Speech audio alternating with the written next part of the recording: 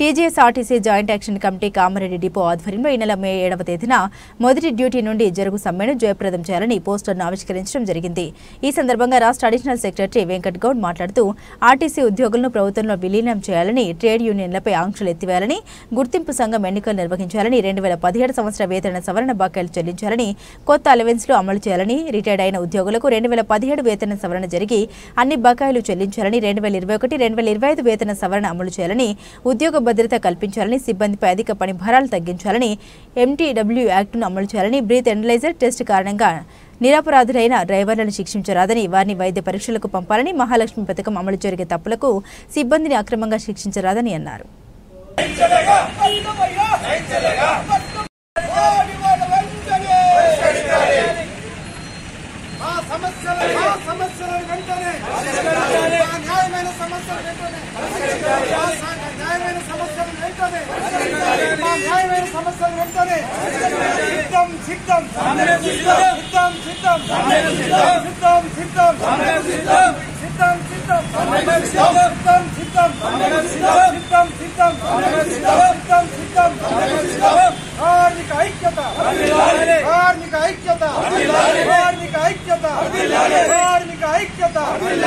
ఆర్టీసీలో పేర్కొపోయినటువంటి సమస్యలు ఏవైతున్నాయో ఆ సమస్యలు పరిష్కరించామని చెప్పి చాలా అనేక సంవత్సరాల నుంచి కూడా మేము మరి ట్రాన్స్పోర్ట్ మినిస్టర్ కానీ ముఖ్యమంత్రి గారికి మొదలు పెడితే ఎంపీ గారికి, తర్వాత అప్పటి మేనిఫెస్టో చైర్మన్ దుద్దిల శ్రీధర్ బాబు గారికి అందరికీ మెమోరాండాలు 2 సంవత్సరాల నుంచి ఎక్కిన గడప ఎక్కకుండా దిగిన గడప దిగకుండా వాళ్ళకి మెమోరాండాలు ఇచ్చినాం. వారికి ఎందుకు ఇవ్వాల్సి వచ్చిందంటే మేము గెలిచి ఆర్టీసీకి కాంగ్రెస్ ప్రభుత్వం గెలిచిన తర్వాత మీ సమస్యలు పరిష్కరిస్తామని చెప్పి మా సమస్యలు పెట్టిన ఆ సమస్యలను మేనిఫెస్టో పెట్టడం జరిగింది. ఆ మేనిఫెస్టో పెట్టినటువంటి సమస్యలనే మేము పరిష్కరించామని అడుగుతున్నాం. ఆ పెట్టినటువంటి సమస్యలు ఆర్టీసీని ప్రభుత్వంలో వెంటనే విలీనం చేస్తాము.